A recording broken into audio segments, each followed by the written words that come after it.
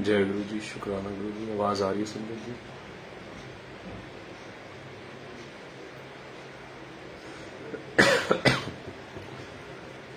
आवाज आ रही है?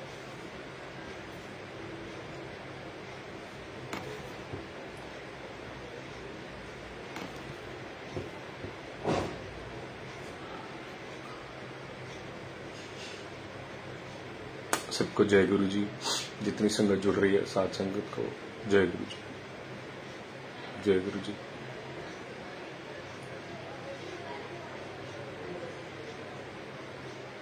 ठीक है, थैंक यू, शुक्राना गुरु जी।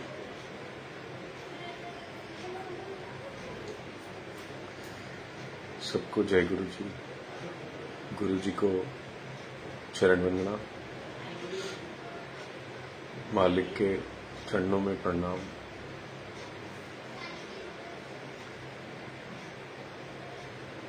जय गुरु जी, जय गुरु जी।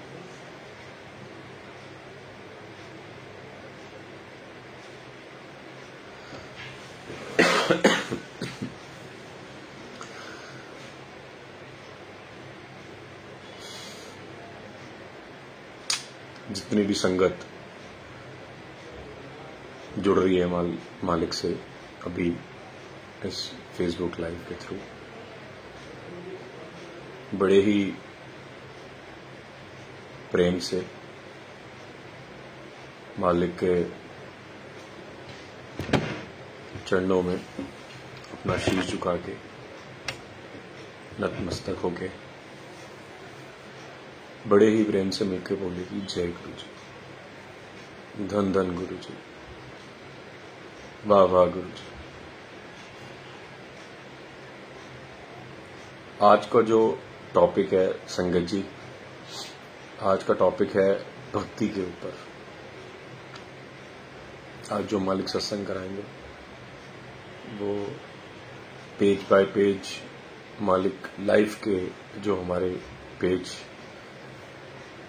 जो मालिक ने ये लाइफ ब्लेस करी हुई है, या जो मालिक ने प्रैक्टिकल मेरे को, इस दास को, अपने बच्चे को जो थोड़ा सा एक बूंद ज्ञान दिया, बस वही शेयर करवा रहे हैं मालिक स्टेप बाय स्टेप। क्योंकि जैसे जैसे सिखाया मालिक ने वैसे वैसे वो बुक की तरह चैप्टर बाय चैप्टर जो भी मालिक ने शिक्षा प्रदान करी वो खुद ही सर पे हाथ रख के खुद ही बुलवाते हैं। ना मुझे बोलना आता है, ना मुझे ज्ञान है, ना मेरे पास कोई क्वालिटी है। मैं तो बहुत निमाड़ा सा, बहुत तुच्छ सा, बहुत ही पापी नीच आप जिसे कह लीजिए वो आदमी हूं। ना मेरे पास कोई क्वालिटी है, ना मैं किसी का कुछ कर सकता हूं। बस करने वाले गुरु महाराज हैं, ये बुलवाने वाले भी गुरु महाराज हैं। संगत जी अब मैं कमेंट्स ऑफ कर रहा हूं, क्योंकि मैं कमेंट्स ऑफ ही रखता हूं, क्योंकि हमने सत्संग जो है वो गुरु महाराज की महिमा का बखान संगत को करना है। तो क्वेश्चन आंसर, या अगर जब कमेंट्स की तरफ हमारा ध्यान चला जाता है तो हम अपने रास्ते से भटक जाते हैं कि हम गुरु की महिमा सुना रहे हैं, गुरु की उस्तत सुना रहे हैं, और हमारा ध्यान भटक जाता है। तो बस बीच में चेक कर लेते हैं कि नेट चल रहा है ना, कई बार डिस्कनेक्ट भी हो जाता है। तो मालिक का बहुत बहुत शुक्राना। तो मालिक बखान करवा रहे थे अपनी महिमा का चैप्टर वाइज चैप्टर। अभी आप संगत जी हैरान हो जाएंगे ये बात सुन के, मैं भी हैरान हुआ था। अभी सिमरन मेहरा आंटी, आप जिनका सत्संग सुनते हैं, गुरु महाराज जिनका सत्संग करवाते हैं, सिमरन मेहरा आंटी का, अभी उनका ना गुरु जी ने ना एक सेवा शुरू करवाई अभी नितिका आंटी के through, surcharge with divine love, जो कि सुखी आंटी ने लिखी है। मैंने कभी सुखी आंटी को देखा नहीं, कभी गुरुजी ने उनका यूट्यूब पे सत्संग भी नहीं सुनाया, पर उनके बारे में पता है। तो उनकी बुक है सरचार्ज विद डिवाइन लव, वैसे वो इंग्लिश में है, और मैं थोड़ा पढ़ने का बहुत बड़ा चोर हूं, क्योंकि एक मेरे को थोड़ी सर्वाइकल की प्रॉब्लम है, और दूसरा कि ना मैं ना पढ़ नहीं सकता, मुझे पढ़ना अच्छा नहीं लगता। मैं सुन फिर भी लूंगा, पर ना पढ़ना मुझे बिल्कुल भी अच्छा नहीं लगता। स्टार्टिंग से ही ना मालिक ने पढ़ाया लिखाया जहां तक भी, बड़ा शुक्राना मालिक का। पर पढ़ाई मुझे ना बिल्कुल भी नीचे झुक के पढ़ना बिल्कुल भी इंटरेस्ट नहीं आता, मैं बहुत बोर हो जाता हूं, क्योंकि मुझे याद भी नहीं होता। तो मेरे को सिमरन आंटी कहती भैया आप ये ना मैं दिव्य आभा है हिंदी में, वो भी पढ़ती हूँ, और तो ऐसी कोई बात चली तो मैंने कहा हाँ गुरु महाराज ने अब ये search child with divine love की सेवा भी शुरू करवाई है। नितिका आंटी है, कोई आंटी है, वो इंग्लिश है, इंग्लिश में लिखी हुई है, वो हिंदी में पढ़ती हैं और उसको इंग्लिश टू हिंदी कन्वर्ट करके वो पेज बाय पेज वो हम डेली गुरु महाराज सेवा करवाएंगे और वो भेजी जाएगी। ग्रुप्स मालिक ने जो ग्रुप्स बनाए हुए जो भी गुरु जी के ग्रुप्स है सत्संग के लिए, उसमें भेजी जाएगी। तो आप हैरान हो जाएंगे, मैं बात को हैरान हो गया ये सुन के। तो मैंने बोला वो, तो सिमरन आंटी कहती कि आप ये बुक आपने कभी नहीं पढ़ी? मैंने कहा मैंने नहीं पढ़ी। उन्होंने कहा भैया आप झूठ मत बोलो। मैंने कहा मैं पहली बात तो झूठ बोलता ही नहीं, दूसरी बात अगर तेरे को विश्वास नहीं है तो मैं क्या बोलूं, मैं कसम खा सकता हूं और क्या बोल सकता हूं कि गुरु जी का वास्ता है कि मैंने आज तक कोई बुक नहीं पढ़ी, गुरु जी की कोई भी बुक नहीं पढ़ी। क्योंकि मैं तो सुखी आंटी को भी इतना नहीं जानता, मैंने भी संगत से सुना है कि सुखी आंटी के जो सत्संग सुने हैं, सत्संग सुखी आंटी। तो वो आंटी सिमरन आंटी और मैं इतना हैरान हुए कि आपने जो भी सत्संग गुरु महाराज ने आपसे करवाए वो प्रैक्टिकल बुक्स में लिखे हैं और वो उनके साथ भी हुए और गुरु ने यही ज्ञान दिया। तो इससे ये सुनकर मैं थोड़ा सा भावुक हो गया और थोड़ा सा मेरे आंखों में आंसू आ गए, और वो आंसू थे शुक्राने के। और वो शुक्राने के आंसू इसलिए आए कि मालिक कि आपका बहुत बहुत शुक्राना कि आप मुझे बिल्कुल अपने ज्ञान की जो राह है वो प्रदान कर रहे हो। आपने जो प्रैक्टिकल सत्संग किए, जो भी आपने मेरी लाइफ में किया वो आप ही कर रहे हो। तो वो सुन के मैं बहुत हैरान हो गया। जो भी मेरे साथ प्रैक्टिकल घटा, जो भी गुरु ने ज्ञान दिया वो सारा बुक्स में लिखा हुआ है। वो कोई दिव्य आभा गुरु जी की किताब है और कोई भी और बहुत सारी बुक्स हैं, 8-10 बुक्स हैं जो हमारे मालिक ने उनसे खुद लिखवाई संगत से। तो इसका मतलब कि गुरु महाराज हम सबके साथ हैं और हम बिल्कुल राइट पाथ पर चल रहे हैं जो कि खुद मालिक चला रहा है। तो मालिक का बहुत बहुत शुक्राना। ये बात सुन के मैं बहुत हैरान हो गया। फिर मुझे पता लगा नितिका आंटी के थ्रू कि सुखमनी आंटी अलग हैं, सुखमनी हरीशन आंटी अलग हैं, सुखी आंटी की बेटी है सुखमनी आंटी, और एक सुखमनी आंटी अलग हैं। उन्होंने किताब लिखी है। मैंने कहा जी अब एक काम करते हैं, आप मेरे को, मैं खुद कंफ्यूज हो रहा हूं। तो अब गुरु जी ने वो चैप्टर बाय चैप्टर, जैसे 2 दिन पहले इंट्रोडक्शन गुरु जी ने मालिक ने भिजवाया तो वो सुना, फिर फर्स्ट चैप्टर था इंट्रोडक्शन का, फिर सेकंड और थर्ड, फिर थर्ड फोर्थ, फिर फोर्थ फिफ्थ कल मालिक ने सुनवाया जो मालिक की महिमा का बखान है। फिर पता लगा कि वो बुक की बेटी के द्वारा लिखी गई है और वो बता रही है।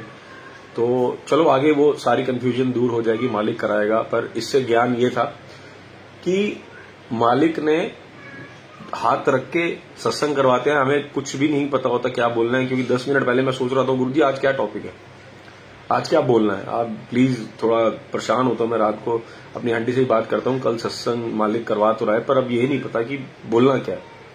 तो जितने भी सत्संग कराए आज 11th पार्ट है मालिक का। आज गुरु जी 11th पार्ट उसको कंटिन्यूसली करा रहे हैं, 1st, 2nd, 3rd, 4th, 5th, 6th, 7th, 8th, 9th, 10th, क्योंकि ये सारे चैप्टर वाइज चैप्टर, पहले मालिक की महिमा का गुणगान, फिर गुरु शिष्य, फिर जो भी चैप्टर बाय चैप्टर मालिक ने प्रदान किया वो स्वयं ही हाथ रख के सर पे वो बुलवा रहे हैं। क्योंकि ना मेरे को इतना ज्ञान है, मैं तो खुद जी रहा हूं, मेरे को खुद कुछ नहीं आता।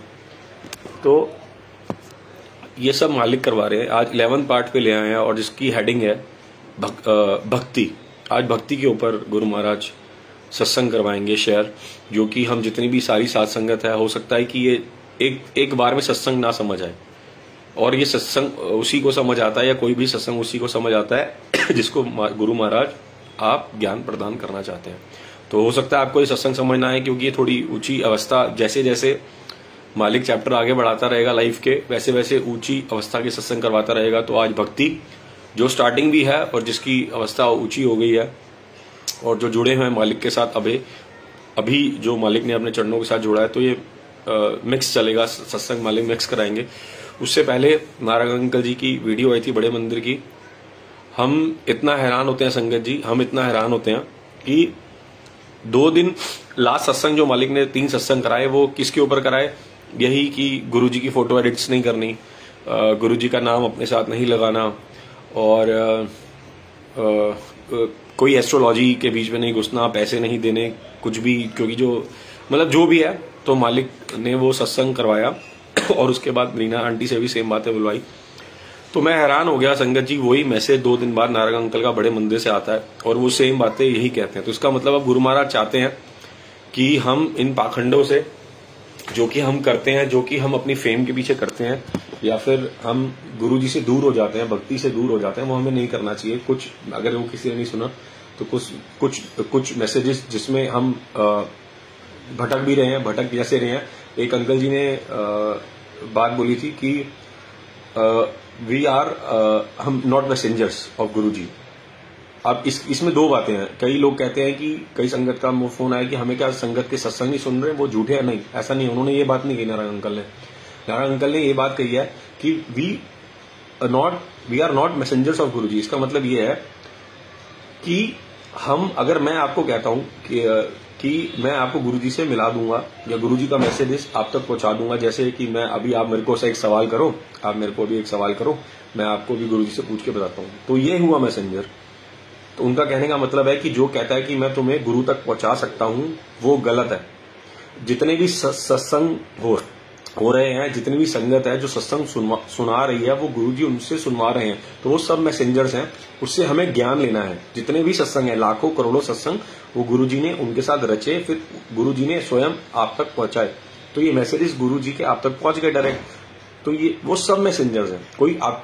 कोई खुद को ये बोलता है कि मैं आपकी गुरुजी से बात करवा देता हूं, या आपको गुरुजी से मिला देता हूं, या मुझसे गुरुजी बात करते हैं, मुझसे सवाल कीजिए, वो गलत है। उनका कहने का मतलब ये था। तो आपको बात क्लियर होगी नारायण अंकल की पहली बात कि वी ऑल आर मैसेंजर्स। पर कोई ये कहता है कि मैं आपकी गुरुजी से बात करा देता हूं या आप मुझसे पूछे, तो वो बात अलग है। दूसरी बात, उन्होंने कहा कि गुरुजी ने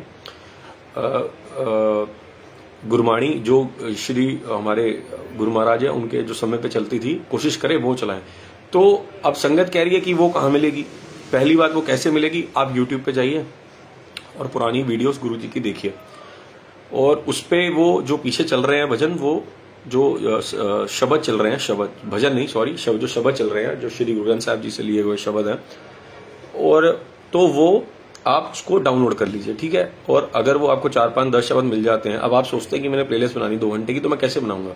पहली बात, कोई भी आप श्री गुरु ग्रंथ साहब जी का कोई भी शब्द बाड़ी लीजिए, सब में मैसेजेस हैं, सब आपको मालिक के साथ जोड़ते हैं। अगर आपको लगता है वो 4 है, 5 है और इससे ज्यादा नहीं है, तो आप कोई भी शब्द लीजिए। शब्द, उनका कहने का मतलब क्या था? नारायण अंकल कहने का मतलब, नारायण अंकल जी के कहने का मतलब ये था, गुरु महाराज ने उनसे ये बुलवाया कि तुसी शब्दावल ध्यान दो, मतलब तुम शब्द से जुड़ो, ज्यादा भजन। और हम स्टार्टिंग में ही जो भजन चला देते हैं सत्संग के अंदर, उनका कहने का मतलब है कि शब्द एक वाइब्रेशन है जो आपको ऊंची आवाज में जब हम चलाते हैं तो आपका मन नहीं भटकेगा। उसके बाद हम शब्दों से गुरुजी के थ्रू कनेक्ट होते हैं, शब्दों के थ्रू गुरुजी से कनेक्ट होते हैं। तो कहने का मतलब कि आप सत्संग में शब्द चलाएं, ज्यादा से ज्यादा आप शब्द ही चलाएं, पूरे हो सके तो पूरे शब्द चलाएं, आखिरी में शुक्राना चलाएं, आप जो उनसे आपको अच्छा लगे। तो कहने का मतलब ये है उनका। तो आप ये मत सोचिए कि वही शब्द चलने हैं या खाली वही ब्लेस हैं, उसमें ब्लेसिंग्स मिलेगी, क्योंकि आप जब जुड़े थे तो आपने वो शब्द हो सकता है ना सुने हो, पर ऐसा नहीं है कि आपको गुरु महाराज ने ब्लेस नहीं किया। तो उनके कहने का मतलब सिर्फ ये था कि आप सत्संग में शब्द चलाएं, और हो सके तो कोशिश कीजिए आप वो उन शब्दों को ढूंढें, वो शब्द आपको मिल जाएंगे यूट्यूब पर बड़ी आसानी से, ठीक है। अब उनकी बात क्लियर हो गई। अब जितनी संगत की, कल भी कुछ संगत के सवाल थे, क्योंकि मैं किसी को कोई भी जवाब देने वाला नहीं होता, मैं कोई क्वेश्चन आंसर के लिए नहीं बैठा, क्योंकि मेरे को बात तो खुद ज्ञान नहीं है, मैं आपको क्या गुरुजी से जोड़ूंगा। तो मेरे पास तो खुद ही नहीं है, मैं तो खुद ही इल्ले हूं, इल्ले कहते हैं जीरो। तो गुरु महाराज से कोई आपको नहीं जोड़ सकता। इंसान चलो अब सत्संग शुरू करते हैं। अब सत्संग में ये सारे जवाब मिलेंगे। आज का टॉपिक है 11th पार्ट का टॉपिक है भक्ति का। तो भक्ति का जो टॉपिक है आज, उसका जो पहला इंडेक्स रहेगा वो रहेगा, मालिक करवाएगा सत्संग मन की शांति के ऊपर। देखिए संगत जी, इंसान जो है ना, आपको सिर्फ 2 ही आत्माएं जानती हैं, या 2 ही आप शक्तियां कह लीजिए, या 2 ही चीज कह लीजिए, या 2 ही व्यक्ति कह लीजिए, कुछ भी कह लीजिए। आपको दो ही लोग जानते हैं। पहला कौन? वो परमात्मा, आपका गुरु, आपके इष्ट, आपके भगवान। दूसरा कौन? कौन जानता है आपको? आपकी माँ, आपके माँ बाप, आपके बच्चे, आपकी वाइफ, आपके रिश्तेदार नहीं। दूसरा कौन जानता है आपको सबसे ज्यादा? आपको जानते हो आप खुद, स्वयं। हम स्वयं को जानते हैं। जितना हम स्वयं को जानते हैं कि हम कितने पानी में हैं, हम कितनी गहराई में हैं, हम कितनी भक्ति में हैं, हम कितने संस्कारों में हैं, कितने अच्छे बुरे कर्मों में हैं, उससे ज्यादा हमें कोई नहीं जानता। उससे ज्यादा एक जानता है तो हमारा कर्मों का लेखा जोखा करने वाला वो परमात्मा, वो हमारा गुरु, वो हमारा इष्ट। अब बात आती है मन की शांति की। हम गुरु महाराज ने सत्संग करवाए, हम कहते हैं सब कि अच्छे कर्म करने चाहिए। जैसे हम सब ने एक सत्संग सुना हुआ है, एक बूढ़ी माँ के कंधे में चोट लगी, एक 12 साल का बच्चा था, उसको कहा कि तू दूसरों की मदद कर, दूसरों का दुख दूर कर, तेरे भी दुख दूर हो जाएंगे। उसने क्या किया? उसने बूढ़ी माँ के कंधे पे मलहम लगाया और उसकी उंगलियों में जो दर्द था वो ठीक हो गया। तो इससे हमें क्या मैसेज मिला कि मन की शांति पहले किस में? अच्छे कर्म करने में, लोगों की भलाई करने में। ठीक है, इससे मैसेज मिला। अगर हम लोगों की भलाई करते हैं, अच्छे कर्म बनते हैं, और जिसको सबसे ज्यादा कहते हैं, जैसे दुआ का कोई रंग नहीं होता पर हमारी जिंदगी में रंग दुआ ही लाती है। इसका मतलब आप समझे कि दुआ का कोई रंग नहीं होता पर असर दुआ ही करती है, रंग दुआ ही लाती है। कैसे? हमने अच्छे कर्म किए, लोगों की मदद की, लोगों की हेल्प की और हमने दुआएं कमाई। अब दुआ कैसे कमाते हैं? ह्यूमैनिटी जिसको हम कहते हैं, केयरिंग जिसको हम कहते हैं, लोगों का भला जिसको हम कहते हैं। हम कहते हैं ना, नानक नाम चढ़ी गला तेरे पाने से वत्र का भला। हम लोगों का भला करते हैं, उससे हमें दुआएं मिलती हैं। जैसे परसों आपने एक सत्संग सुना होगा रीना आंटी का। रीना आंटी के बेटे से एक किसी का एक्सीडेंट हुआ, तो उनके साथ एक एक्सीडेंट हुआ और एक छोटे से बच्चे ने उनकी स्कूटी ठोक दी, कोई गाड़ी पे था, उनके साथ एक एक्सीडेंट हुआ, रीना आंटी के साथ एक एक्सीडेंट हुआ। उसी उनकी स्कूटी किसी बच्चे ने ठोक दी, तो उनको उस पर दया आई। उन्होंने कहा, वो बच्चा उतर के बाहर आया, उन्होंने स्कूटी से उठाया और उनको उस पर दया आई। उन्होंने कहा मेरे बच्चे भी तो इतने ही हैं, तो क्यों ना मैं इनको माफ कर दूं। उन्होंने उनको माफ कर दिया। ये बहुत बड़ा टॉपिक है, बहुत गहराई है, हो सकता है आपको एक बार में समझ ना आए, तो बड़े ध्यान से सुनना। एक बार नहीं तो आप दूसरी या तीसरी बार सुनना, तभी आपको समझ आएगा, क्योंकि आज का टॉपिक बहुत गहरा है। क्योंकि जैसे जैसे मालिक आगे लेके जा रहा है वो समुद्र की गहराई में उतार रहा है। तो ये गहरी बातें, जब हम गहरे हो जाएंगे, हम सारी इन चीज़ों से निकल आएंगे, तब जाके समझ आएगी। तो मालिक जिसको समझाना चाहेगा, तो शुक्राना गुरु जी का, सबको ये मालिक ग्रहण कराए, क्योंकि समझानी गुरु महाराज ने। तो उन्होंने उसको माफ कर दिया और वो घर पे आ गई।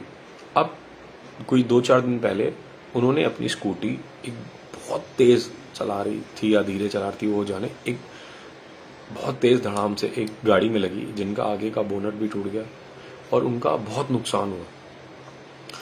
अब वो भी बच्चा था उतने ही साल का, और वो बच्चा बाहर निकला, उसने अपनी गाड़ी की परवाह नहीं करी, उन आंटी को उठाया। ये प्रैक्टिकल सत्संग जो गुरु महाराज ने संगत के साथ कराया, प्रैक्टिकल गुरु है, प्रैक्टिकल सत्संग। और उनको उठाया और उसको, उस बच्चे ने बजाय कुछ बुरा भला कहने के उन आंटी की मदद करी, रीना आंटी की मदद करी, उनको उठाया और उनको बोला, आंटी आपको कुछ चोट तो लगी? उन्होंने कहा कि सॉरी बेटा, मैंने तेरी स्कूटी ठोक दी, मैंने ध्यान नहीं दिया, मुझे तेरी गाड़ी आती हुई दिखी नहीं। उन्होंने कहा आंटी कोई बात नहीं, गाड़ी तो, और कितनी बड़ी बात बोली उसने कि आंटी कोई बात नहीं, गाड़ी तो और बन जाएगी, उसकी तो कोई दिक्कत नहीं है, आप अपना ध्यान दो, आप ठीक हो, मैं वो घर तक छोड़ा था। उन्होंने कहा नहीं मैं चली जाऊंगी, और उनकी गोदी में चोला था गुरु जी का। तो इससे हमें क्या शिक्षा मिलती है? हमें हर सत्संग से शिक्षा मिलती है, हर संगत मैसेजेस देती है गुरु जी के। हर संगत जो भी सत्संग सुनाती है वो गुरु जी के मैसेज है, वो ग्रहण करना हमारे ऊपर है कि हम उसको क्या अपनी लाइफ में एप्लीकेबल कर रहे हैं कि नहीं कर रहे हैं, इम्प्लीमेंट कर रहे हैं कि नहीं कर रहे हैं। तो इससे क्या ज्ञान मिला? इससे ज्ञान मिला कि माफ करना सीखो। आप हर एक को माफ करना सीखो। जो पहला इंडेक्स है वो क्या चल रहा है? मन की शांति का। और मन की शांति कब मिलती है? जब हम किसी को माफ करते हैं। आपकी किसी ने गाड़ी ठोकी, आपने उसको माफ कर दिया, उसने आपके हाथ जोड़े, आपने उसको माफ कर दिया, तो मन की शांति किसको मिली? पहली आपको और दूसरी उसको। आप सोचो, अगर मैंने किसी की गाड़ी ठोकी या किसी ने मेरी गाड़ी ठोकी, मैं उतरा, मैंने उसको 2 थप्पड़ लगा दिए, माँ बहन की गालियां दे दी, 1 दिन नहीं, 2 दिन नहीं, 3 दिन नहीं, 4 दिन नहीं, 5 दिन नहीं, मैं साल तड़पता रहूंगा अपने आप को लेके कि उसने मेरी गाड़ी ठोकी, मैंने उसको गालियां दी। ये दिमाग के अंदर बात चलती रहेगी, ये दिमाग के अंदर बात चलती रहेगी। मैं अपनी गाड़ी का डेंट देखूंगा, मैं परेशान होऊंगा, ये गाड़ी का ठीक करा ली पेंट देखूंगा, मैं परेशान होऊंगा। जब तक वो गाड़ी मेरे सामने रहेगी तब तक मुझे वो एक्सीडेंट याद आता रहेगा। पर अगर मैं उसको मैंने उतरा, सोचो 2 सीन हुए, जैसे पिक्चरों के अंदर सीन होते हैं वैसे ही हमारी जिंदगी के साथ सीन हुए। मैं गाड़ी से उतरा, मैंने सामने वाले को माफ कर दिया, उसने भी मुस्कुरा दिया, मैंने भी मुस्कुरा दिया, बात खत्म हो गई। गाड़ी तब भी ठीक करानी है, तब भी ठीक करानी है, आपने उसको मुस्कुरा दिया, वो बात वहीं खत्म हो गई। और आपको क्या मिली? मन की शांति। दूसरा क्या बना? आपका अच्छा कर्म। अच्छा कर्म कैसे बना? कि आज आपने, किसी ने आपकी गाड़ी ठोकी, तो अगली बार अगर आप रीना आंटी की तरह किसी की गाड़ी गलती से आपकी ठुक जाती है, तो सबसे बड़ी बात क्या, अगर वो आपको माफ कर देगा तो ये वाइस वर्सा हो गया। तो इससे 2 ज्ञान मिले। पहला क्या? मन की शांति। लोगों को माफ करके, सबको माफ करके मन की शांति मिलती है। दूसरा क्या? हमें अगर हम लोगों को माफ करेंगे तो वो कर्म बनेगा और वही कर्म हमारे ऊपर माफ आएगा। तो जितने भी रात को संगत आप सोते हो ना, संगत जी आप जितने भी रात को सोते हो ना, आपकी आधी जिंदगी हल्की हो जाएगी। कैसे? एक बड़ा अच्छा मुहावरा किसी ने मेरे को इसके ऊपर सुनाया था, मेरे को आज भी याद है, कि हमने कुछ यूं अपनी जिंदगी आसान कर ली, हमने कुछ यूं अपनी जिंदगी आसान कर ली, किसी को माफी दे दी और किसी की माफी ले ली। इसका मतलब क्या है? थोड़ा ब्रीफ कराएंगे गुरु महाराज कि मैंने अपनी लाइफ कैसे, जैसे हम छोटा सा एग्जांपल लेते हैं कि मैंने अपनी लाइफ कैसे आसान कर ली, कि अगर मेरे से कोई गलती हुई, तो कोई घर में गलती हुई, तो मैंने अपनी वाइफ को सॉरी बोल दिया, सॉरी प्लीज थैंक यू। आपको याद है ना पिछली बार जो सत्संग करवाया था मालिक ने, कि सॉरी प्लीज थैंक यू, तो आज वो सॉरी। तो मैंने अपनी लाइफ कैसे आसान कर ली? किसी को सॉरी दे दी, किसी की सॉरी ले ली। अगर मैंने गलती करी तो मैंने सॉरी बोल दिया, और सामने वाले ने गलती करी तो मैंने उसको माफ कर दिया। इससे मैं हल्का हो गया, इससे मेरे मन की शांति, जो कि आत्मा की भूख, आपने सुनी होगी लास्ट सत्संग में, क्योंकि स्टेप बाय स्टेप चल रहा है। अगर हर टॉपिक को बड़ा करेंगे तो ये सत्संग बहुत बड़ा हो जाएगा। तो क्योंकि ये मालिक स्टेप बाय स्टेप सत्संग करा रहा है, आपने पिछले 2 सत्संगों में सुना होगा कि मन की जो, आत्मा की जो भूख है वो है आत्मिक शांति। हमारा जो संस्कार है पहला आत्मा का, वो है शांति का। हम मरने के बाद हर किसी को कहते हैं कि भगवान इसकी आत्मा को आप शांति देना। लिखते क्यों है RIP, रेस्ट इन पीस, कि ये भगवान अब भगवान के चरणों में आराम करें। तो इसका मतलब क्या, कि हमारी जो भूख है वो है आत्मिक शांति। अब मन की शांति के लिए हमने माफी दे दी और माफी ले ली। आप जिस दिन सामने वाले रिश्तेदारों को, सबसे ज्यादा लड़ाइयां होती हैं हमारे रिश्तेदारों के अंदर, हम सबसे ज्यादा रात को सो नहीं पाते, हमारा BP हाई होता है, हम परेशान रहते हैं, हमारा नेचर अग्रेशन में रहता है। क्यों? क्योंकि हम सामने वाले को माफ नहीं करते। हम एक ही बात बोलते हैं, क्या, कि मैं इन्नू छड्डांगा नहीं, मैं इसको छोड़ूंगा नहीं, इस सांडू ने मेरे साथ ऐसे किया, इस साली ने मेरे साथ ऐसे किया, मेरी सास ने मेरे साथ ऐसे किया, मैं इसको छोड़ूंगा नहीं। और ये प्रैक्टिकल बात है, ये मेरा भी नेचर था पहले, कि मैं बहुत गुस्से वाला था, और मैं भी कहता था, अरे उसने मेरे साथ ऐसे कर दिया ना, मैं भी उसको छोड़ूंगा नहीं, कोई नहीं, आने वाले टाइम पे बताऊंगा, मैं भी उसके फंक्शन में नहीं जाऊंगा, ऐसे करूंगा वैसे करूंगा, उसने घर बुला के बेइज्जती कर दिया, ऐसे कर दिया वैसे कर दिया। पहले बातों को फील होता था, पर जब दूसरा, आज का मेन टॉपिक क्या है, भक्ति की राह, सारी ये उसी के स्टेप बाय स्टेप ये सत्संग मालिक करवा रहे हैं, सत्संग निकल रहे हैं, क्योंकि ये जॉइंट सारे भक्ति से रिलेटेड होते हैं। अगर हम भक्ति कर रहे हैं और हमारे पास मन की शांति नहीं है तो हम भक्ति नहीं कर सकते।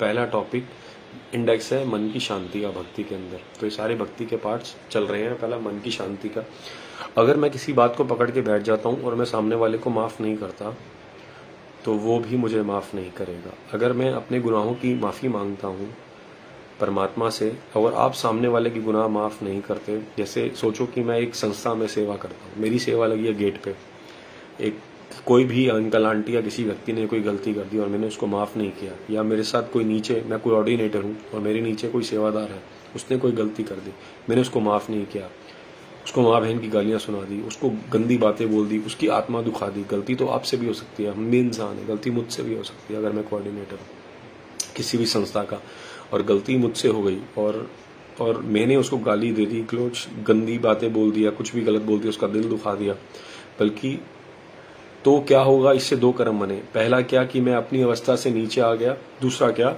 कि मैंने उसके कर्म काट दिए, तीसरा क्या मैंने अपनी मन की शांति और उसकी मन की शांति खराब कर दी। अब मैं आया तो सेवा में था मंदिर में, सोचो मैं एक मंदिर में, कोई भी मंदिर है, चाहे वो कृष्ण जी का, चाहे माता रानी का, जितने भी आप लोग सुन रहे हैं, हो सकता है आप किसी न किसी संस्था से जुड़े होंगे, आप किसी न किसी मंदिर की सेवा या कोई भी सेवा से जुड़े होंगे।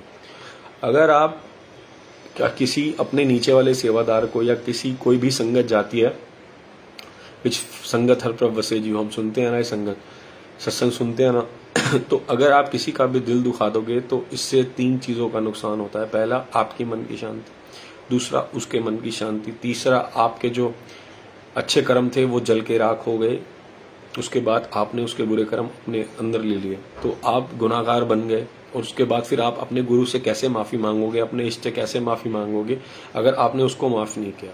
अगर आप उसको माफ करते तो आपको क्या मिलती, मन की शांति, अच्छे कर्म, और आपको आपका गुरु भी माफ करता। अगर आप सामने वाले को माफ नहीं करोगे तो वो आपको कैसे माफ करेगा। पहला काम मन की शांति के लिए सबको माफ करना सीखो।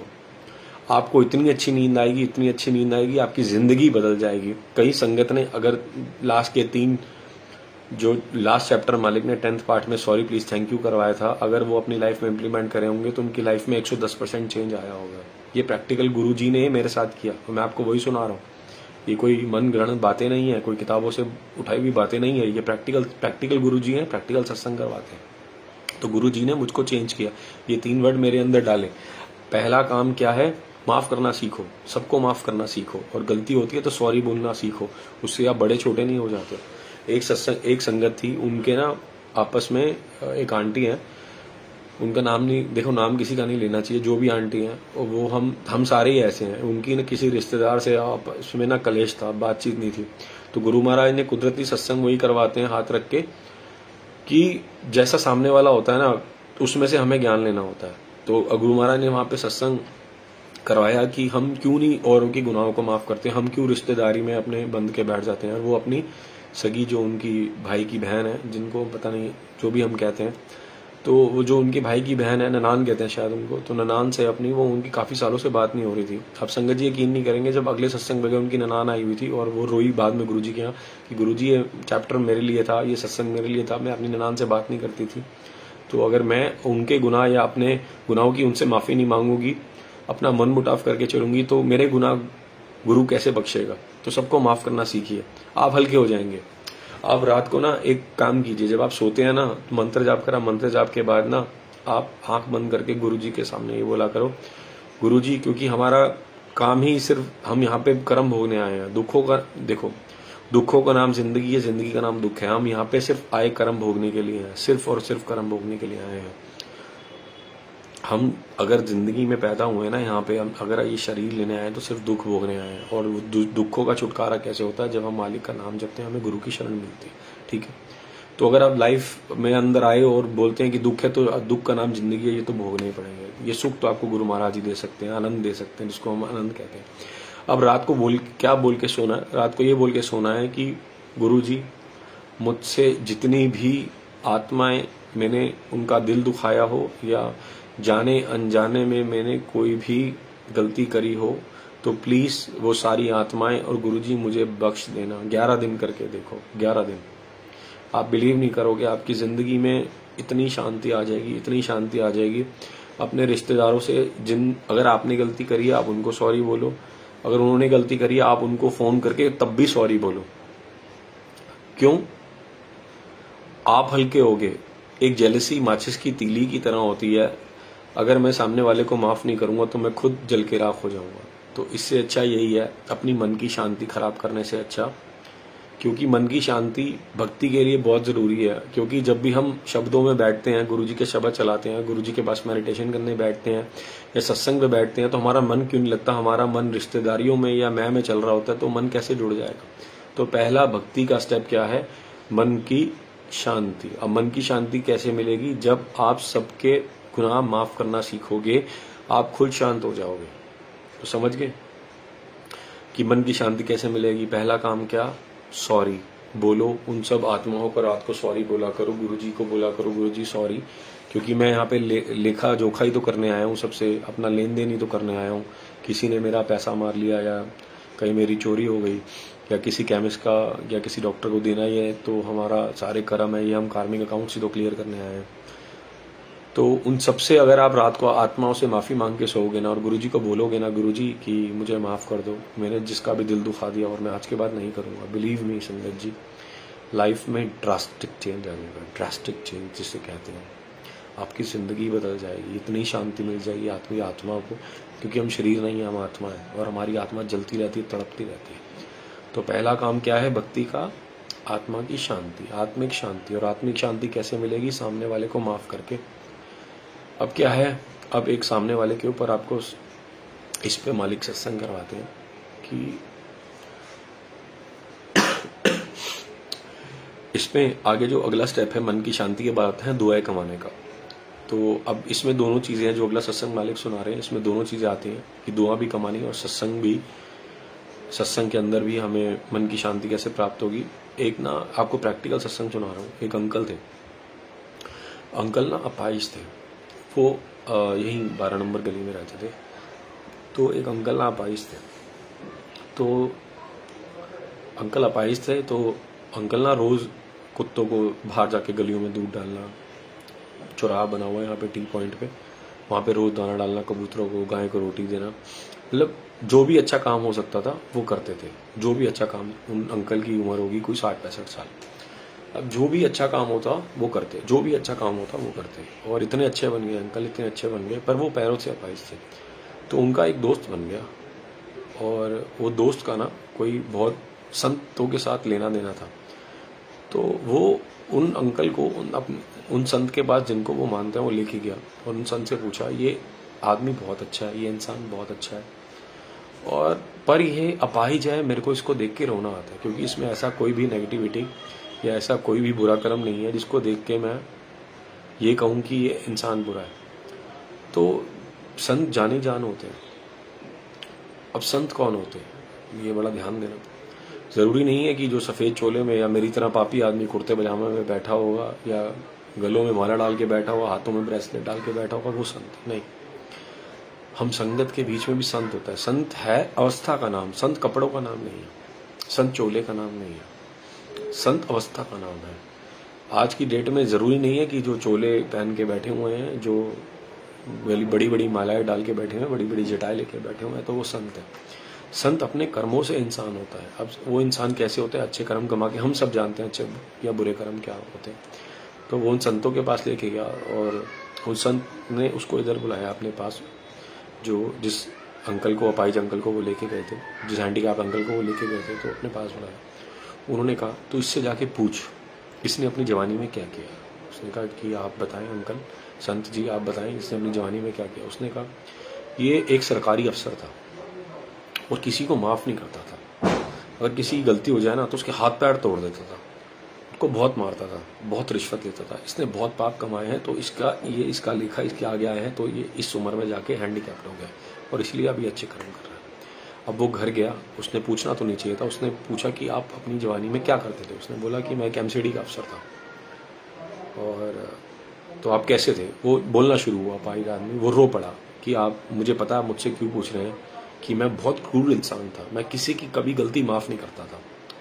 मैं अपने नौकरों की, अपने नीचे वालों की गलती, मैं कोऑर्डिनेटर था एक जगह पे, तो बहुत बड़ी अफसर पोस्ट पे था, तो मैं अपने नीचे वालों की कभी गलती माफ नहीं करता था। मैं उनको खाने को पड़ जाता था, उनके हाथ पैर तोड़ता था, उनको मारता था। तो एक दिन यही पीछे से मैं खड़ा हुआ था, 2 मिनट के लिए बस मैं नीचे उतरा, एक स्कूटी आई, मेरे को चुपचाप मार के चलेगी, ना स्कूटी का पता लगा ना इंसान का पता लगा। तो मैं आज अपने कर्म भोग रहा हूँ, जो जिसके मैंने हाथ पैर तोड़े आज उसकी बद्दुआ लगी। तो अब इससे 2 हमें ज्ञान मिलते हैं। पहला क्या कि हमें क्रूरता नहीं दिखानी, हमें सामने वाले के गुनाह बख्शने हैं, हमें उसको माफ करना है। अगर हम एक स्थिति पे हैं और हमारा नौकर कोई गलती कर देता है, ये हम सब पे इम्प्लीमेंट होती है। खैर मैं तो गरीब आदमी हूँ, हमारे घर में तो कोई ऐसा कोई नौकर नहीं है, पर जिनके घर में अगर कोई नौकर होते हैं और उनके साथ कोई भी अगर कोई जुड़ा होता है, तो प्लीज आप जितने भी आपको भगवान ने दिया है, तो आप उन पर क्रूरता ना दिखाएं। आज तो आपने पिछले जन्मों का खा रहे हैं, आप बासा खा रहे हैं, आपको मिले, आज वो नौकर अपने कर्म भोग रहा है, वो आपकी सेवा कर रहा है, पर आपने जो अब कर्म भोग दिए, उसको लात मारी, उसको थप्पड़ मारा, उसके साथ मिसबिहेव किया। कैसी, मैं कहना नहीं चाहिए संगत जी, ऐसी ऐसी हम संगत के गुरुजी घर लेके गए हुए हैं। हमारे सामने आओ बेटा अपने नौकरों को बोलते हैं, उसके सर पे हाथ मार के आओ बेटा आओ बेटा आओ करो। जैसे ही हम थोड़ा सा बाहर गए, कमरे में गए, मैं वॉशरूम गया, वो उसको गाली दे रहे थे, थप्पड़ मार रहे थे, हमारे सामने झूठा दिखावा कर रहे थे। तो संगत जी, झूठा दिखावा आप लोगों के सामने तो कर सकते हो, पर जो सीसीटीवी 24 घंटे ऊपर चल रहा, ऊपर वाले का कैमरा लगा हुआ है हमारे ऊपर, उसके सामने कैसे कर दोगे? कर्म करने, ठीक करने बहुत जरूरी है। परसों गौतम अंकल का सत्संग आ रहा था और एक डॉक्टर अंकल का सत्संग आ रहा था। वो बहुत भाग्यशाली हैं, उन्होंने गुरु महाराज के जो चरणों से जुड़े, पर हम भाग्यशाली वो भी हैं जो बाद में जुड़े। इस सत्संग को थोड़ा सा आपको थोड़ा ब्रीफ कर दें कि मालिक सत्संग पे सत्संग इसलिए निकलवाता है क्योंकि हम सबके तो मेरे भी उसमें बहुत सारे सवाल होते हैं जो मालिक खुद ही जवाब दिलवाता है। तो हम सोचते हैं कि पुरानी संगत ज्यादा ब्लेस्ड है, नहीं ऐसा नहीं है। आप हमारी बहुत बड़ी गलत फहमी है, हमारी बहुत बड़ी गलत फहमी है कि उन्होंने गुरु जी के दर्शन किए, उन्होंने गुरु जी के चरण छुए। आपने उनके गौतम मंगल का सत्संग सुना होगा बद्दी से, कि उन्होंने कहा कि कई संगत आती थी और वैसी मत्था टेक के चली जाती थी, पर वो गुरु जी से जुड़ नहीं पाती थी।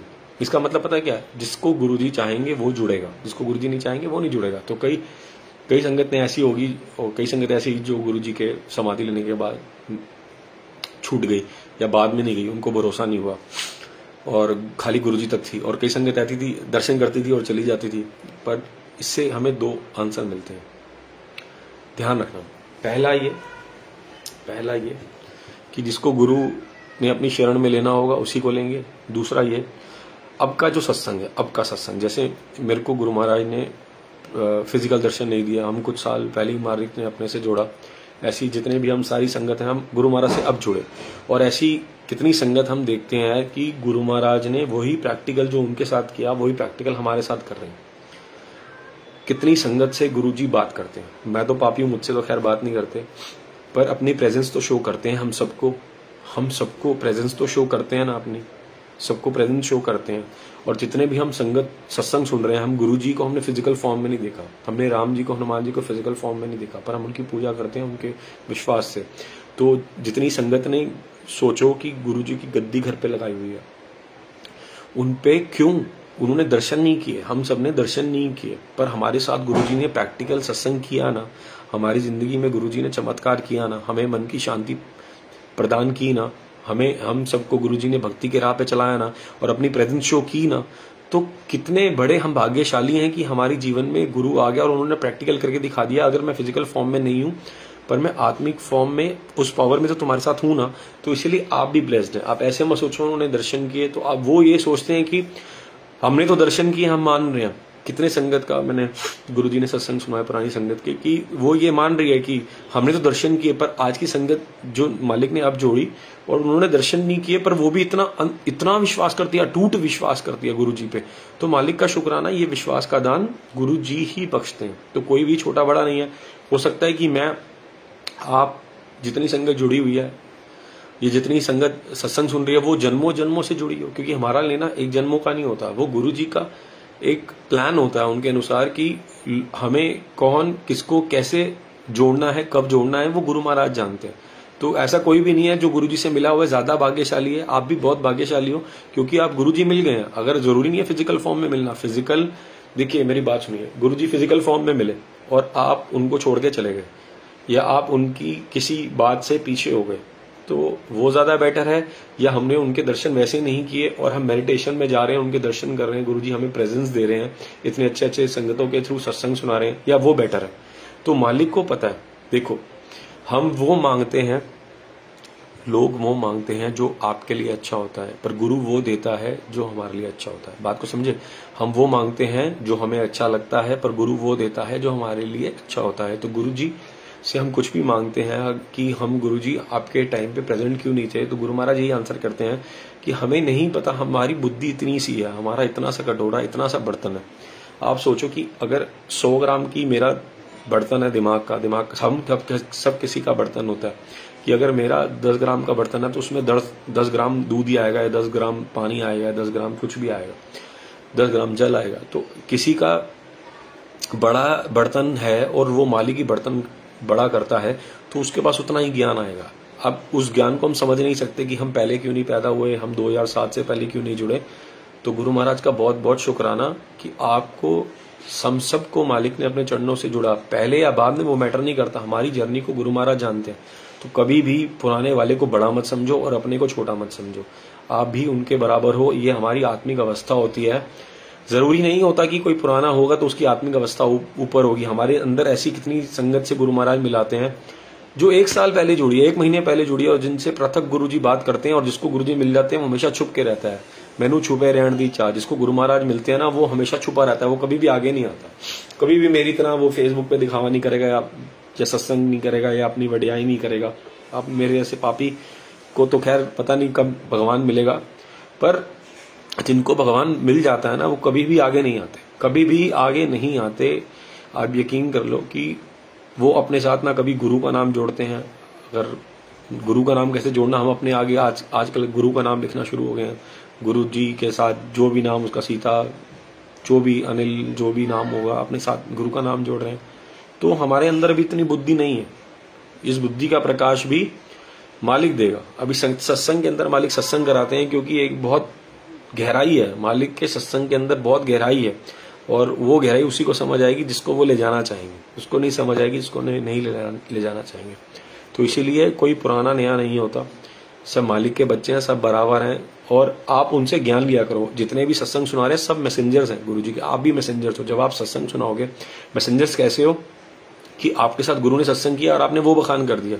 मैसेंजर ऐसी नहीं कि मैं आपकी गुरुजी से अगर मेरी बात होगी तो मैं बात कराता हूँ, क्योंकि जिसकी बात हो जाएगी वो कभी इन चक्रों में पड़ेगा ही नहीं। वो अपना मालिक से कनेक्शन रखेगा, वो अपनी आत्मिक दृष्टि को, अपनी अवस्था को ऊंचा बढ़ाएगा, ना कि लोगों से जुड़ेगा, वो गुरु से जुड़ेगा। तो वो तो पहले ही साइड हो गया जो अपने आप को मैसेंजर कहता है। हम सब मैसेंजर हैं गुरु के, क्योंकि गुरु जी हमारे साथ सबके साथ प्रैक्टिकल सत्संग करते हैं और प्रैक्टिकल सत्संग गुरु जी सुनवाते हैं। तो सब मैसेंजर है। सबसे आपने क्या लेना है? ज्ञान लेना है। आपने उनकी बातों को कोई पकड़ के नहीं बैठ जाना। अगर आप किसी से कुछ भी सीखते हैं, अच्छी बात सीखते हैं, जैसे भक्ति सीखिए, भक्ति का पहला जो पार्ट चल रहा है वो मन की शांति का चल रहा है। तो आप मन की शांति के लिए जुड़ते हैं गुरु से।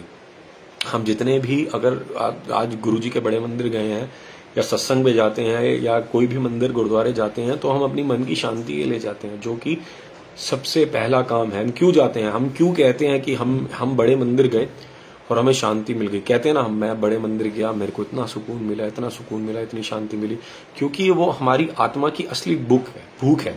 हमारी आत्मा की असली भूख ही उसकी शांति है, जिसको मन की शांति कहते हैं। वो दरअसल होती है आत्मा की शांति। आत्मा की शांति के लिए हम इस आत्मा के कर्म भोगने के लिए ये आत्मा शरीर में आई है और ये शरीर बोल रहा है।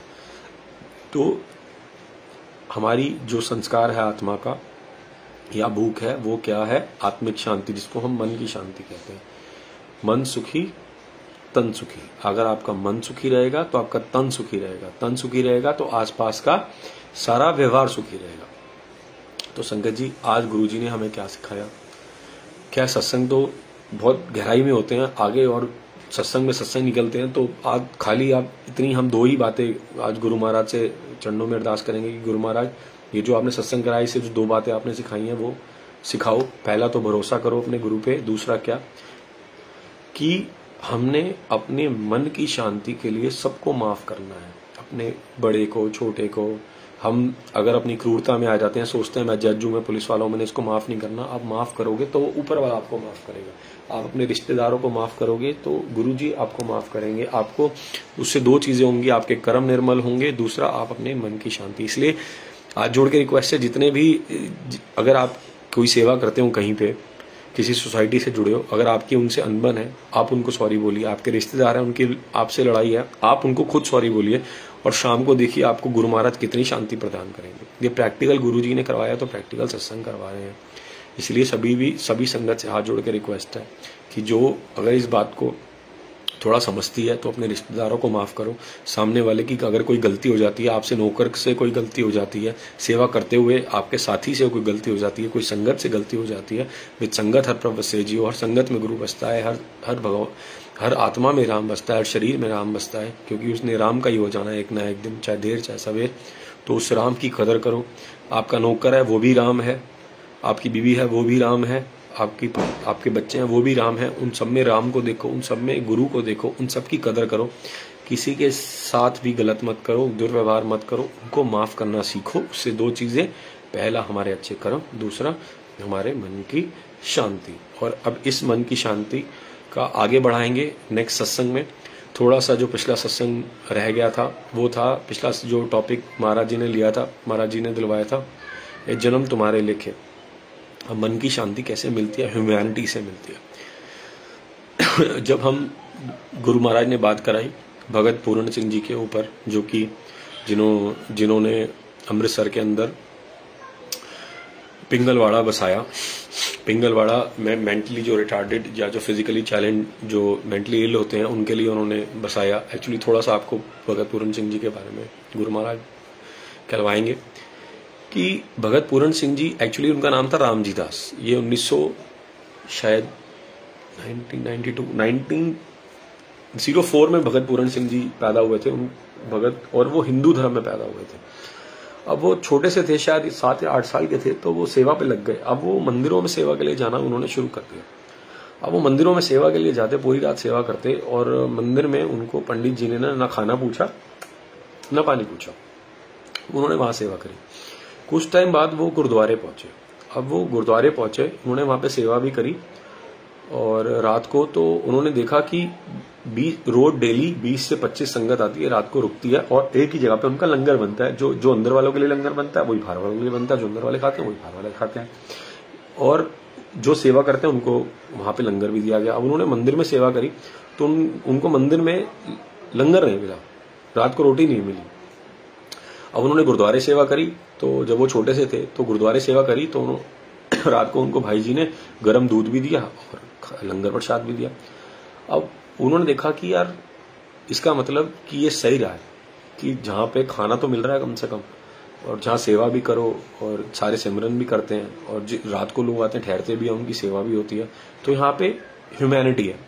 तो उनका नाम था रामजी दास। तो उन्होंने ह्यूमैनिटी के लिए सिक्खी अपनाई, फिर वो सिख बन गए, जिसको हम खंडा या अमृत कहते हैं। उन्होंने अमृत चखा। वो श्री गुरु ग्रंथ साहब जी से जुड़े, गुरुद्वारा साहब से जुड़े, फिर उन्होंने अपनी पूरी लाइफ ह्यूमैनिटी के ऊपर बिताई। ह्यूमैनिटी किसे कहते हैं? गुरुजी का एक सत्संग गुरुजी ने सुनवाया कल, एक डॉक्टर अंकल थे बद्दी से, कि गुरुजी कहते थे बंदा बनो। अब बंदा कौन होता है? ये सारी चीजें मैच करती हैं। बंदा कौन होता है? जो औरों के लिए जीता है। गुरुजी का जन्म किस लिए हुआ? उनका पर्पस क्या था? उनका पर्पस यही था कि वो हम जैसी पापी आत्माओं का कल्याण कर सके। इसीलिए उनका पर्पस था ना आने का सृष्टि पे। कि हमने सत्संग सुना कि कोई देवी देवता आने को तैयार नहीं था, तो शिव जी ने अवतार लिया गुरुजी के रूप में। तो उनका अवतार किस लिए हुआ? उनका अवतार कोई यहाँ के कोई पदार्थ भोगने के लिए थोड़ी हुआ। उनका अवतार भी तो ह्यूमैनिटी के लिए हुआ। उन्होंने भी तो सबका कल्याण किया। उन्होंने भी तो यही कहा कि सबको, संगत को ज्यादा से ज्यादा लेके आओ, ताकि मैं ज्यादा से ज्यादा संगत का कल्याण कर पाऊं। उन्होंने भी तो यही किया। अब हमें अपने गुरुजी से क्या सीखने को मिलता है? कि हमें भी ह्यूमैनिटी के लिए जीना है, हमें भी औरों के लिए जीना है। और ह्यूमैनिटी क्या होती है? औरों को माफ करना, अपनी मन की शांति, सारी चीजें इंटरकनेक्टेड है भक्ति के अंदर। ये भक्ति की राह चल रही है। बंदा बनना। अब बंदा बनना किसे कहते हैं? कि तू बंदा बन जा। अगर हम कोई भी गलत काम कहते हैं तो उसे कहते हैं ना तू बंदा बन जा। और हम सब कहते हैं कि अच्छे कर्म करो। हम सबको पता है कि अच्छे कर्म क्या होते हैं, बस हम उस पर चल नहीं पाते। हम कहते हैं शराब पीना मांस खाना सही है, गुरुजी ने तो मना नहीं किया, पर उन्होंने कहा बंदा बनो, अच्छे कर्म करो। तो शराब पीना मांस खाना के अच्छे कर्म होते हैं। हम ये अपने आप को पागल बनाते हैं। हम खुद को सबसे ज्यादा अच्छी तरह जानते हैं, जो मालिक ने सत्संग में शेयर कराया। हम खुद को सबसे ज्यादा अच्छी तरह जानते हैं और खुद को बेवकूफ बनाते हैं, खुद को पागल बनाते हैं। शराब पीना के अच्छे कर्म होता है, नॉनवेज खाना अच्छे कर्म होता है, किसी का पैसा मारना अच्छे कर्म होता है, किसी को झूठ बोलना अच्छे कर्म होता है। नहीं होता ना तो उसको यही कहेंगे ना कि बंदा बन जा। अब बंदा बन जा तो यही हो गया ना कि अगर मैं प्रभु की भक्ति करूंगा, ह्यूमैनिटी पे जीऊंगा, अगर मैं तरस इंसानों पे करूंगा, रहम करूंगा, तो तरस तो मुझे उन जानवरों पे भी करना चाहिए ना, क्योंकि आत्मा तो सेम है। आप एक बात बताओ, एक आत्मा अगर इंसान के अंदर है, वही आत्मा कुत्ते बिल्ली के अंदर है, कोई आत्मा अलग नहीं हो जाती। हमने ही वो 84 लाख योनियां भोगी हैं, हमने ही वो 84 लाख उन्हीं से निकले हैं। अगर आप उनको माफ करोगे तो आपको उनकी योनि नहीं भोगनी पड़ जाएगी। तो इसीलिए आप माफ करो। एक तरफ हम चिड़ियों को दाना डालते हैं, दूसरी तरफ हम उसी के मासी के बेटे को चिकन को काट देते हैं। एक तरफ हम गाय को रोटी खिलाते हैं, शाम को जाके हम बकरे काट देते हैं। तो ये क्या बंदा बनना हुआ? मांस खाना क्या बंदा बनना हुआ? लोगों की जान लेना क्या बंदा बनना हुआ? ये ह्यूमैनिटी हुई। अब यही भगत पूरण सिंह जी क्या करते थे, बड़े ध्यान से सुनो, सारी चीजें कोरिलेटेड है, क्योंकि भक्ति की ये सारी भक्ति की राह है। अब भगत पूरण सिंह जी क्या करते थे, एक कुत्ता गाय बिल्ली अगर उनको रास्ते पे मिल जाता था ना, कोई लावारिस लाश मिल जाती थी, वो उसको शमशान घाट में जला के आते थे। इवन कुत्ते बिल्ली को भी वो जलाते थे। अब पढ़ना उनका चरित्र पढ़ना, ये तो ज्ञान मालिक ने थोड़ा सा बख्शा, उनके बारे में थोड़ा बहुत मैं जानता हूं, तो आप उनका पढ़ना। अगर कोई भी लाश, वो कहते थे मरना मालिक की मर्जी से, अगर हम मालिक के पास जा रहे हैं तो ऐसे जाएं कि हम बिल्कुल शान से जा रहे हैं, क्योंकि हमारा आखिर घर क्या, आखिर घर तो आत्मा का परमात्मा ही है। अगर परमात्मा के पास पहुंचे हैं तो ये शरीर जो मालिक ने दिया, इसको इज्जत देनी चाहिए, इसको इज्जत के साथ परवाह करना चाहिए। और आजकल देख लो कि बॉडीज का बुरा हाल हो रहा है, तो इसको इज्जत के साथ परवाह करना चाहिए। ये ह्यूमैनिटी है। ह्यूमैनिटी में वो इतना जिए कि वो रेडी पे जो मेंटली फिजिकली चैलेंज होते थे उनको बिठा के घुमाते थे, उन्होंने एक जगह पे उनके लिए लंगर इकट्ठा करते थे, उनके लिए लोगों से राशन इकट्ठा करते थे, लंगर इकट्ठा करते थे, उन मेंटली फिजिकली चैलेंज बंदों के लिए, ह्यूमैनिटी के लिए। अब ह्यूमैनिटी तो यही कहेंगे ना कि बंदा बन जा। ह्यूमैनिटी का मतलब क्या होता है? अगर मैं जानवर पे भी तरस कर रहा हूँ, इंसान पे भी तरस कर रहा हूँ, बेसिकली मैं एक आत्मा पे तरस कर रहा हूँ। चींटी में भी वही आत्मा होती है। हम ये क्यों कहते हैं चींटियों की मदद करो, कुत्तों की मदद करो, बिल्ली की मदद करो या जानवरों की मदद करो? अरे जानवर भी तो आत्मा ही है, हम अपने आप को ही तो खिला रहे हैं, हम भी तो वही आत्मा से निकल के आए हैं। अगर आप आज कल को मेरे से कोई बुरा काम हो जाता और एक मैंने अच्छा काम किया तो मुझे भी तो कोई रोटी खिलाएगा ना। आप एक कुत्ते की योनि देख लो ना, एक कुत्ता गली में, एक कुत्ते को गली में रोटी नहीं मिलती और एक मर्सिडीज में घूम रहा होता है। इतने महंगे एक कुत्ते को 1000 रुपए में लिया जाता है और एक कुत्ते को लाख रुपए, 10-10 हजार रुपए, 50-50 हजार रुपए में लिया जाता है। तो कुत्ते की योनियों में भी कर्म है। देखो, कुत्ते की योनियों में भी कर्म है। जर्मन शेफर्ड हो गया, ये जो भी कुत्तों के ब्रीड होती है, पग हो गया और जो भी होते हैं, तो अब उनको कितना महंगा खरीदते हैं और गली के कुत्तों को हम उठाते नहीं। क्यों? उन कुत्तों को भी कर्म में डिवाइड किया गया है, कुत्तों को भी कर्म अपने भोगने पड़ रहे हैं। तो उस कुत्ते के अंदर भी वही आत्मा है, हमारे अंदर भी वही आत्मा है। वो 84 लाख भोग रही है, हम भोग चुके हैं और हमारा फर्ज बनता है उनको सर्व करना, फीड करना और जितनी भी आत्माएं हैं उनको माफ करना और उनकी सेवा करना। अब आत्मा तो सेम है, चाहे वो मेरे अंदर है, चाहे वो कुत्ते के अंदर है, चाहे सूअर के अंदर है, आत्मा तो सेम है। तो उनको सेवा करना, हम क्यों कहते हैं नर सेवा नारायण सेवा, कि अगर आप किसी नर की सेवा, ह्यूमन की सेवा कर रहे हैं, वो नारायण की सेवा, वो विष्णु भगवान की सेवा। तो ह्यूमैनिटी के लिए जियो, माफ करना सीखो और इस चैप्टर को गुरु महाराज की कृपा से आगे बढ़ाएंगे, गुरु महाराज स्वयं आगे बढ़ाएंगे। और सभी से हाथ जोड़ के रिक्वेस्ट है संगत जी, गुरु जी के फोटो की स्वरूप के साथ एडिटिंग ना करें और शब्दों के साथ जुड़े। आप बहुत अच्छा सत्संग मालिक ने कराया कि अंकल से, नारायण अंकल से, कि शब्दों के साथ जुड़े, वाणी के साथ जुड़े, सीधे बड़े मंदिर के साथ जुड़े। आप उनका बड़े मंदिर वालों का पेज फॉलो करें, उनको फॉलो करें, ना कि मुझ जैसे पापी को फॉलो करें या किसी को फॉलो करें। क्योंकि एक सत्संग मालिक ने सुनाया था ना कि अगर चिट्ठी मिली, चिट्ठी को मैं चूमती रहूंगी और खोल के नहीं पढ़ूंगी तो बेकार है। अब ये मालिक ने जो चिट्ठी आपको सुनवाई, जो सत्संग के थ्रू चिट्ठी सुनवाई, आप खाली एक पर्टिकुलर संगत के फॉलोअर बन जाएंगे, वो गलत है। उससे आपको नहीं जुड़ना, आपको गुरु से जुड़ना है। वो आपको सत्संग इसलिए सुना रहा है कि गुरु ने उसके साथ ये किया, तो आपको गुरु के साथ जुड़ना है, आपको गुरु के साथ जुड़ना है, किसी और के साथ नहीं जुड़ना।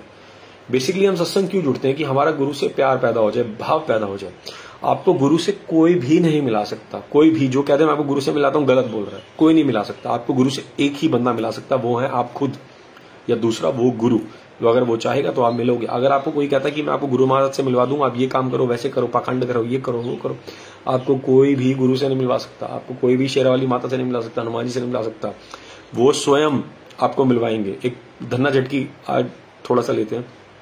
धन्ना जट को सालिग्राम की पूजा करते थे, मंदिर में पूजा होती थी, तो उन्होंने कहा ये क्या, ये क्या, उन्होंने कहा ये भगवान है, इनकी पूजा करता हूं। तो उसने एक झूठा सालिग्राम उठा के धन्ना जट को दे दिया, उसने उसमें से भगवान प्रकट किया। धन्ना जट को क्या किसी ने बताया कि भगवान यहां मिलेगा? नहीं, उसकी भक्ति थी, उसका विश्वास था, जिसने उसको परमात्मा से मिलाया। तो आपको कोई भी भगवान से नहीं मिला सकता। आप किसी के भी फॉलोअर ना बने, आप सीधा गुरुजी के फॉलोअर बने। आप सत्संग जरूर सुने सब संगत का, पर उनकी बातों से ज्ञान लें कि मुझे गुरुजी से जुड़ना है, ना कि उनकी बातों को फॉलो करना है। अगर मैं कोई फालतू की बात करता हूं तो आप उसको प्लीज फॉलो ना करें। कोई भी संगत अगर कोई बात करती है तो उसकी बात को फॉलो ना करें। जो गुरुजी ने आपको उनके थ्रू ज्ञान दिया, जैसे आज मालिक ने क्या ज्ञान दिया, पहला कि भक्ति में हम सब चल रहे हैं, उसका इंडेक्स किया क्या कि मन की शांति बड़ी जरूरी है, हम आए गुरुजी के पास मन की शांति के लिए। तीसरा क्या, अच्छे कर्म करने, तो आप अच्छे कर्म करिए, मन की शांति के लिए गुरुजी से जुड़े, और भक्ति में जो आगे मालिक बुलवाएंगे वो बुलवाएंगे। बाकी आपके सब चरणों, आपकी सब संगत के चरणों में मेरा प्रणाम। मैं बहुत पापी हूँ, मेरे को कुछ नहीं आता, सब गुरु महाराज हाथ देके बुलवाते हैं, मैं कोई ज्ञानी नहीं हूँ। और आप गुरु महाराज से जुड़े, उनके साथ बैठें, उनके साथ बातें करें। अब बातें ये सब मेडिटेशन में गुरुजी ने बताया था कि हम कैसे जुड़ सकते हैं। गुरुजी के स्वरूप के आगे बैठ गए, उनसे बातें कर रहे हैं, उन सोचिए रेज आ रही हैं, शब्द चला दीजिए, भजन चला दीजिए, आप उनके साथ मेडिटेशन करिए, वो आपसे जुड़ेंगे, वो आपको खुद अपने साथ जोड़ेंगे। वक्त वो जानते हैं, सही टाइम वो जानते हैं, क्योंकि हम गुरुजी से उनके दर्शन मांगते हैं। तो इस बात को आगे लेंगे, क्योंकि बहुत बड़ा सत्संग हो जाएगा, नहीं तो क्योंकि जो मुद्दे की बात है वो रह जाती, ज्ञान की बात रह जाती है। तो जो एक गुरुजी के दर्शन हम मांगते हैं, हम उसको सह नहीं सकते इसको, और मन की शांति के जो आगे इंडेक्स हैं उसको, भक्ति के जो चैप्टर चल रहा है, मालिक अगले में हाथ देके सत्संग करवाएंगे, अपने इस दास के सर पे हाथ रख के सत्संग करवाएंगे, क्योंकि मुझे कुछ नहीं आता, सब बुलाने वाले मालिक हैं। तो आप सिर्फ ज्ञान लीजिए और उस पर चलिए, और गुरुजी से जुड़िए, डायरेक्ट जुड़िए, कोई आपको जोड़ नहीं सकता, आप गुरुजी से जुड़िए। तो आप सब संगत के चरणों में मेरा प्रणाम। कोई गलती होगी हो, कोई भूल चूक होगी हो, किसी का दिल दुखा दिया हो जाने में, तो माफ करना। इस दास की क्षमा गुरु महाराज से और आप सब संगत से, और उन आत्माओं से जिनका कभी ना कभी मैंने कोई बुरा किया या दिल दुखाया इस जन्म में या पिछले जन्म में। तो नानक नाम चढ़दी कला, तेरे बाणे सर्बत का भला। गुरु जी सबका भला करना, सबको माफ देना, और सबको आप भी माफ करें। जय गुरु जी।